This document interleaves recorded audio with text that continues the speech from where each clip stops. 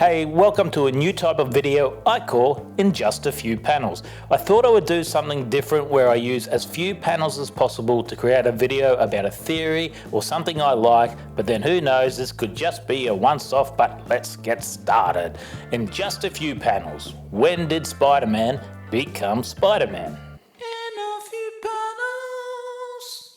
So if you've seen my channel, first of all, thank you. But you know I've recently started reading through the X-Men and Spider-Man from scratch, and it amazes me just how much lore and tropes for both those books was set up in just the first few issues. Amazing Fantasy 15 though was really an origin story for our friend Peter Parker as much as Spider-Man, and it got me thinking, at what point does Spider-Man become Spider-Man? And a few simple panels triggered this thought while providing my answer to this question. But before I give you my answer, here's a few alternative ideas that you may believe this moment takes place. And you know what? The answer is totally subjective, so I'm not gonna say you're wrong, but yeah, you totally are.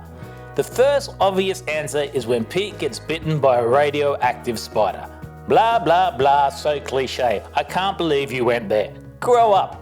Too easy. The second is when he finds out about his power.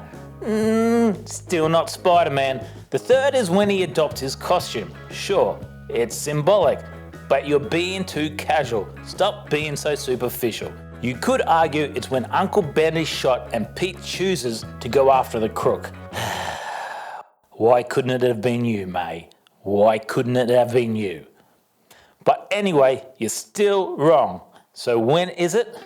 It's right here, as Pete enters the warehouse to search for the burglar. At this stage, not even he is aware what action is going to take. Whether he's going to pulverize a man to a bloody pulp or web him up and leave him to the cops. I mean, just look at these panels. It's here that Pete does what I call fully adopts the spider.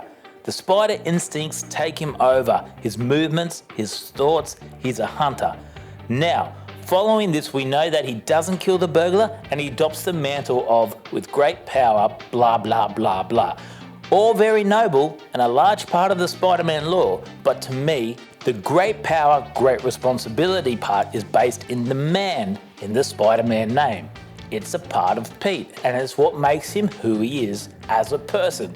But the spider part is a bigger part of who he is. There's twice as many letters in the word spider than there is in the word man. And maths is important, kids.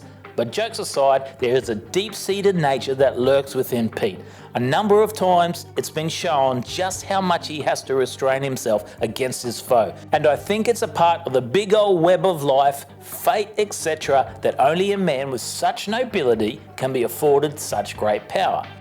As I go through my read-through, hopefully I'll be able to define the moments where Pete adopts the spider. I did air quotes then, but you can't see them. I'm actually not sure where these moments will be or what my criteria will be, but I think it's one of those things that you know when you see it.